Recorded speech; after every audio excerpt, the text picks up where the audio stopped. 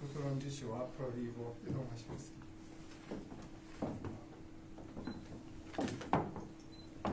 하롱에 손을 떼시고 일고 눈을 마시겠습니다.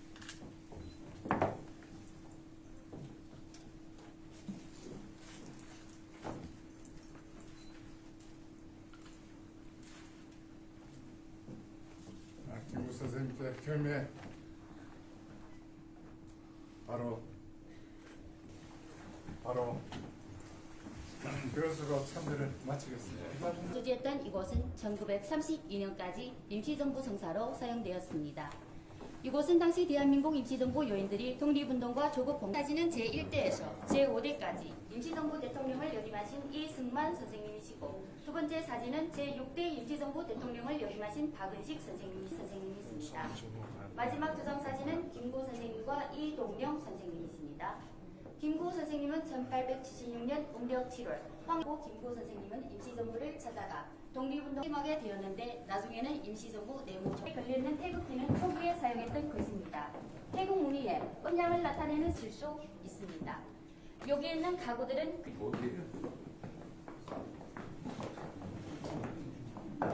이곳은 1920년대 상해 주민들의 생활상을 보여주는 주방입니다. 뚜렷하고 있는 굴뚝은 지붕 위에까지 연결되어 있습니다. 주방 가운데는 식탁과 천장이 놓여 있고, 나무로 만든 쌀통은 천장 밑에 놓여 있습니다. 다음에는 2층으로 올라가시겠습니다.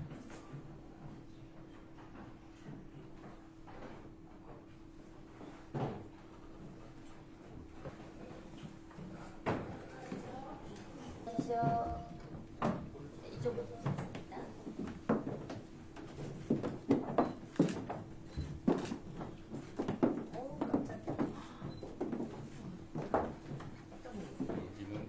침대고 이곳은 당시 공무원에 계시던 김구 선생님의 집무실 겸 침실입니다. 창문 옆에 침대와 책상이 있고, 식탁 위에는 김구 선생님의 가족 사진이 놓여 있습니다. 이 사진은 1921년을 전후해서 찍은 사진인데, 부인 최순자 여사와 큰아들 김과 함께 찍은 것입니다.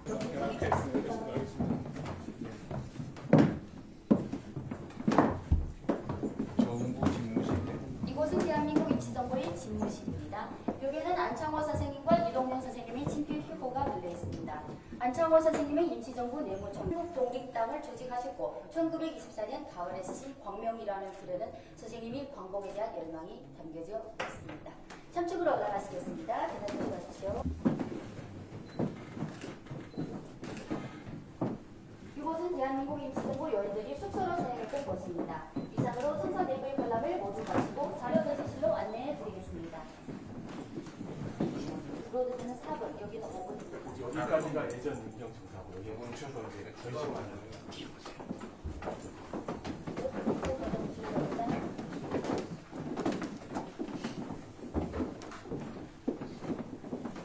일제는 1910년 8월 대한제국의 간신과 내통하여 결국 한일합방서약을 지정하고 대한제국을 강제로 에서는 각각의 임시정부가 수립되었습니다.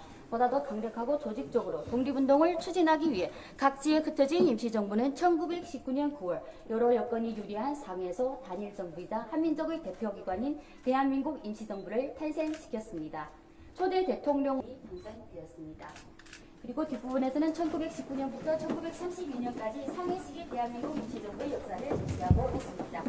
이쪽이었습니다.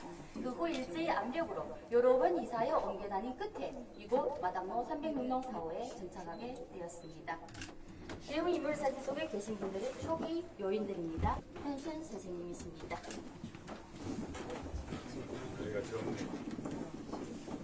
잠시만요. 여기 사진, 이 사진 하나 더. 네, 이 사진은 1921년 1월 1일 임시정부 및 임시의정부 요인들이 함께 촬영한 신년 축하 사진입니다. 제2전시실로 이동하시고 상해 이주연 한국인이 증가하면서 한인이수의 교육과 민족의식을 형성하기 위해 인성학교를 설립했습니다. 이 사진은 인성학교 거사들과 학생들에게 밝히고 제4회 한민족 독립을 요구하기 위해 임시정부는 각종 홍보 활동을 했습니다. 임시사료편찬위원회를 설립하고 독립신문과 일제의 부당성을 알리는 한국정론, 자유한국 등을 발행했습니다. 여러 나라들의 지지를 얻기 위해 임시정부는 브루셀, 파리, 블라디보스톡, 상해, 광동, 워싱턴 등지에서 외교 활동을 전개하였고 중국 선종산이 이끈 광동허법정부는 1922 사진은 대한민국 임시정부에서 프랑스 파리 강화회의에 파견한 임시정부 대표단과 사무원들의 사진입니다. 이분이 그때의 대표 김규식입니다. 어디 동이라고요? 뒤에 있는 모형이 청사고 여기는 아까 들어오시던데 4번이 입구입니다. 여기는 5번. 요중에 1부. 네, 요쪽에 1부. 이동하시겠습니다. 그러면 잠깐. 이게 전체 하나의 건물인데 그 중에 한 칸을 썼던 거예요? 네, 4번. 이 건물의 원래 소유자가 있고 그럼 그 중에 한 칸? 네. 한 칸을 산 거예요? 산 게 아니고 빌- 한 달에 렌트를 빌- 해서 빌려서. 빌려서 썼습니다. 한 달에 30원 정도고 지금 환산하면 100만 원 정도. 당시에 이 전체 건물의 소유자는 누구였어요? 전체가 이 한 호가 주인이 다 다릅니다. 네. 지금은 시 소유인가요? 现在是归于黄埔区政府下面的一个事业单位， 아, 구청 소유입니다. 然后这么多年来，这些捐赠的门票的收入目前都还在那里，将来就再用于它的一些发展。 그러니까 모든 그 티켓 비용 하는 비용 그리고 두부 받은 비용은 다 보관되고 있어서 나중에 이 건물을 리모델링 할 때도 쓸 겁니다. 然后这个场所所有的运营费用，包括他们的员工费用，都是区政府财政直接支持。 이 장소 운영 비용이든지 그리고 직원의 그 월급 비용이든지 다 구청이 지원하고 있습니다. 그럼 이 전체 건물 중에서 지금 두 칸을 쓰고 있는 것 같고 한 호가 두 호. 청사이고 지금 세 칸을 양쪽 두 칸을 두 기념관으로 칸을. 쓰고 있습니다. 그 나머지는 지금 뭘로 쓰고 있어요?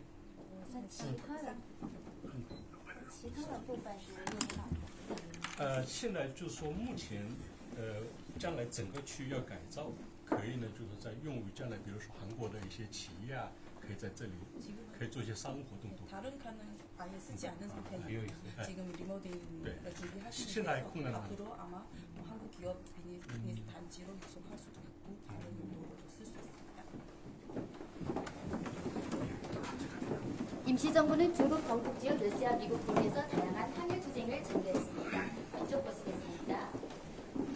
일제가 영토 확장을 위해 중국 침략에 일본 도쿄에서 일왕에게 수류탄을 던지고 같은 해 10월에 32세의 젊은 나이로 일본에서 순국하셨습니다. 한인애국단의 또 다른 단원인 윤봉길은 1908년 충청남도 예산군 출신이며 어릴 때 일제의 만행을 보고 민족 독립의 꿈을 키웠습니다. 윤봉길 의사가 23살이었을 때 장부 출가 생불관, 즉 사내 대장부는 집을 나가 뜻을 이루기 전에는 살아서 돌아오지 않는다는 편지를 남기고 집을 떠났고 그 후도 아들에게 너희도 만일 피가 있고 뼈가 있다면 반드시 조선을 위해 용맹한 투사가 되어라. 태극의 깃발을 높이 드날리고 나의 빈 무덤 앞에 한 잔의 술을 부어 놓아라는 유언을 남기셨습니다. 밑에 있는 사진은 1932년 4월 29일 윤봉길 의사가 상해 홍보공원에서 일왕 생일인 천장절에 참석한 일본 군정 수뇌에게 폭탄을 던진 날이었습니다. 이동하시겠습니다. 벨로스 비행 학교를 만들기 위해 가셨던 노백님 국무부장입니다. 비행학교 청산리 전투 네, 창의부 대원들이시고요. 청량리 대첩에 참전하셨던 분들이십니다. 임시정부 당시에도 공군력에 대한 중요도를 얘기하셔가지고 사실은 백범의 아들 이제 저희 할아버지 김신 장군이 공군 참모총장이 되는 계기가 되기도 했습니다. 이봉상, 윤봉길 의사의 의거부 일제히 탄압은 거세집니다. 대한민국 임시정부는 어쩔 수 없이 상해세 13년 투쟁을 중단하고 항주, 가흥, 진강, 장사, 광주, 유주, 기강 등등의 중국 지대를 전전하다가 마침내 1940년에 중경에 도착했습니다. 1937년 중일전쟁의 전면적인 발발로 중국과 한국의 항일투쟁은 연대하게 되고 중국 정부는 한국 독립운동을 공개적으로 지지하기 시작했습니다. 이곳에서는 중경 시기 임시정부의 내적 및 단체 활동을 제시하고 있습니다. 이 사진 앞줄 오른쪽 끝에 계신 분은 좌익 진영 조선민족혁명당을 이끈 김약산, 김원봉 선생님이십니다. 뒤에 있는 모형은 중경 임시정부 청사일 때의 모형입니다. 앞으로 이동하시겠습니다. 계단 조심하십시오.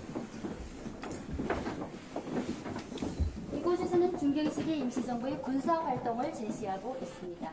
1940 광복군이 창설되었습니다. 대한민국 임시정부의 항일 광복투쟁은 중국 정부와 국민들의 많은 도움을 받으셨습니다. 잠시만요. 이쪽에. 이쪽 뒤 1945년 8월 세계 반파시즘 전쟁은 승리로 끝나고 일본 제국주의는 항복을 선언했습니다. 임시정부는 온갖 고난을 감수하며 벌였던 항일 광복 투쟁을 마치고 귀국하셨습니다. 예, 마지막으로 이 사진 한 번 더 볼게요.